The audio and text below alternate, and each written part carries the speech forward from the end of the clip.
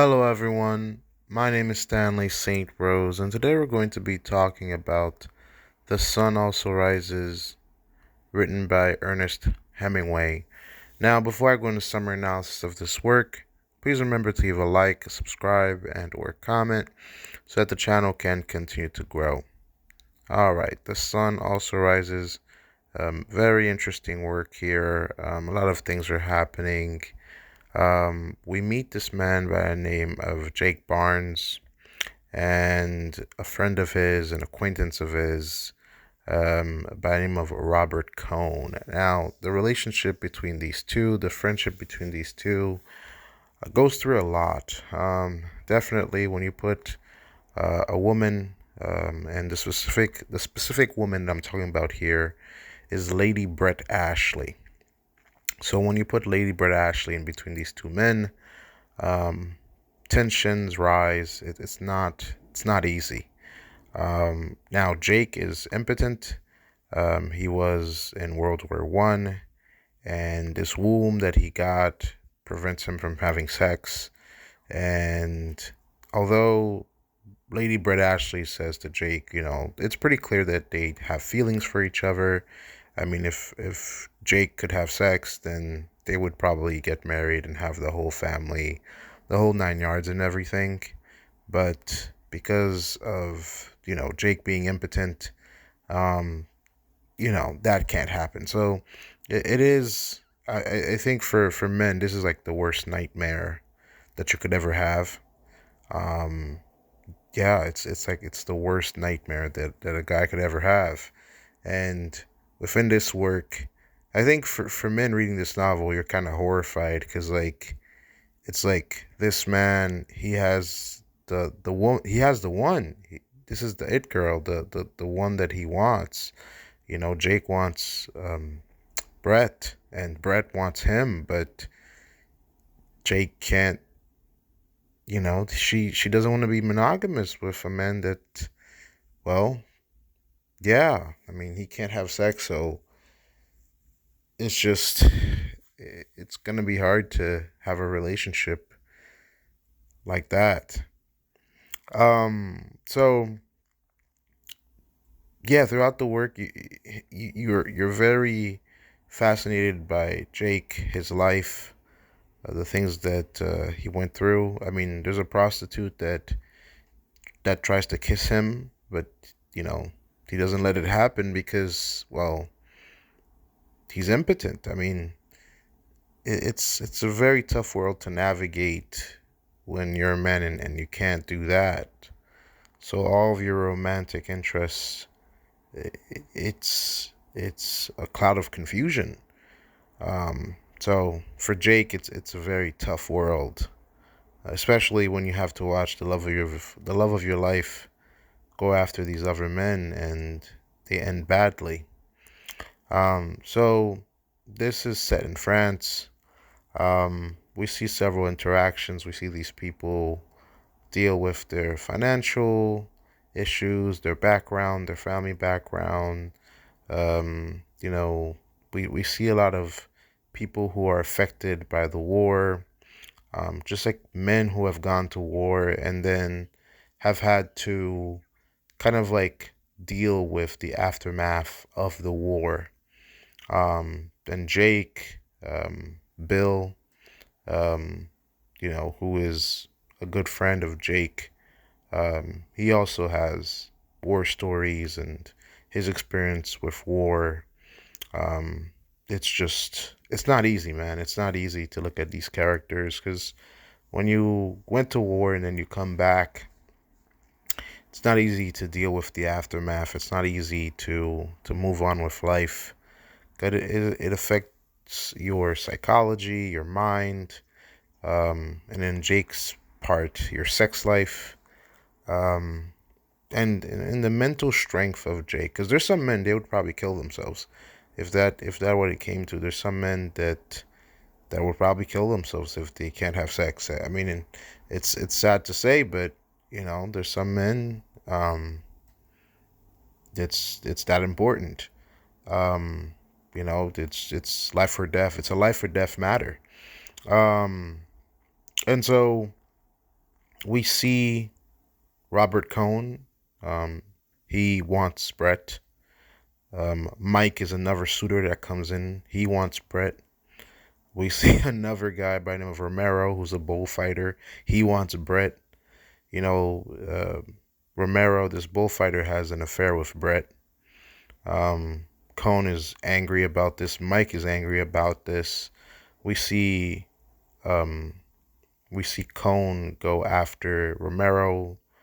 You know, gets into an altercation, beats him up, and we see the relationship between Jake and Cone, Robert Cone. You know, it gets choppy. I mean, they're not like forever not friends, but it gets pretty choppy, and it's kind of tough because Jake, you know, he loves Brett, and you know Brett loves him, but now his good friend, or one of his friends in Cone, Robert Cone, you know, he wants Brett, so you know, he has to be feeling some type of way that this is a good friend of mine and the woman that I love, I can't be with her, but now I would have to watch my best friend or a good friend of mine be with the woman that I love and then just smile. It's just it's painful.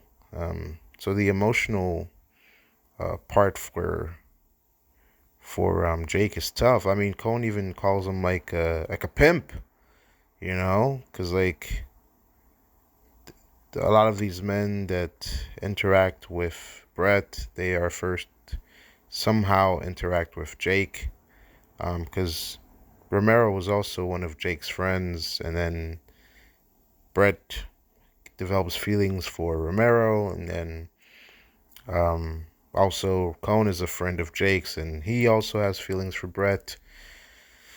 So it's a very strange. I mean, the only person of these group of friends that don't have feelings for Brett is Bill. Um, so yeah, it's a mess. It's a massive mess. Ultimately, what happens is, um, yeah, Cone beats up Romero. The relationship between Jake and Robert Cone by the end of the work is pretty ambivalent. It's not like they're not friends, but it's not like they are friends. It's very touchy, tender subject. Mike leaves, Bill leaves, Romero leaves. Everybody departs and goes their own ways. You know, Mike had emotions for Brett. Romero was just trying to sleep with her. I mean, it was. I think Brett had some feelings for Romero. Romero had some feelings for Brett, and I think it was all lust. It wasn't really because, listen, Romero is a bullfighter. You know, manly, masculine. You know, attractive. So she probably had some type of sexual feelings towards him, and um, you know that passion had its time, and then that relationship didn't go further than that. Um, Mike and Brett were supposed to get married, but several interactions had like very tough tension in between their relationship. By the end of the work, we're kind of left with Brett and Jake, and they're like, you know, they could have had fun together. They could have probably hit it off as a couple, and it's nice to think about. But it's pretty much like they love each other, but they can't be together because, well, at the end of the day, Brett's gonna wanna sleep with her husband, and well, you can't just tell her not to want that. That's a part of marriage. It's just like, but these other men that she tries to be with, it always ends up. I mean, Brett is a beautiful, stunning woman. She could definitely find a man. It's just all you know, Romero, it doesn't work out.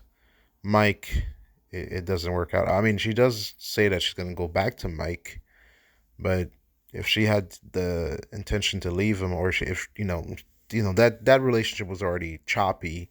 So going back to Mike, it's like, hey, I don't have anybody else, so might as well pick Mike. You know, so it's not like, oh, I'm head over heels in love with Mike. It's just like, well, he's probably a good option, so might as well pick Mike. And Cone is just Yeah, Cone is just there's just so much emotion there. So in terms of deeper meaning analysis, this work, The Sun Also Rises, is just there's a lot here in terms of relationships, in terms of the war, in terms of the aftermath of it, in terms of people coming back and dealing with it, in terms of family circumstances, um, and just, I mean, Jake's story is probably the most interesting, from the male perspective, I guess I could say, because yeah, for men, it's just it's quite sad, even in literature, to you know to see a man go through something like this. It is dark, man. It is dark, and especially when you have to watch the woman that you love, that you are in love with, and who is in love with you. You have to watch her be, you know, just passed around. Well, not passed around. That sounds bad, but like to see her go through all these relationships with all these men, and you know that maybe if you had a chance, it could have been something different between you and her, and it's just there's a little darkness, and the sun also rises. Um, there's a lot of darkness that Jake is dealing with. What he lost in the war, he didn't just saw a lot of dead bodies, and you know the cynicalness of his character, the the views that he develops. I mean, this man has lost so much due to war. Um, I mean, you even lose uh, your manhood.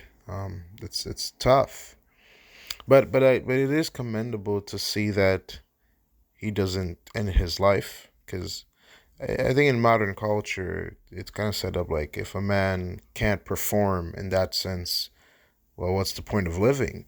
So it's really interesting that the novel doesn't just um, push it in that direction. But we do see Jake, even though he's been through a lot, he has times where he enjoys life. Like he goes fishing, he goes on trips. So we kind of see that there's a lot of darkness he's dealing with, but he still is managing to enjoy the parts of life that he can enjoy. I mean, if you can't have a romantic relationship, I mean, that is a big part of life that you're going to miss out on. But, he's enjoying trips, good friends, enjoying life in that, and for life's sake. So, yeah, I mean, this is a book that I would recommend reading. The details there's a lot of nuance and detail to it, and it's not a happy book, because it is quite depressing to read about these people, their love lives, and what they have lost due to war. So it's definitely a lot to take in. Yeah. Well, that's all I have to say about this work. Please remember to leave a like, subscribe, and or comment, and I'll see you guys in the next video.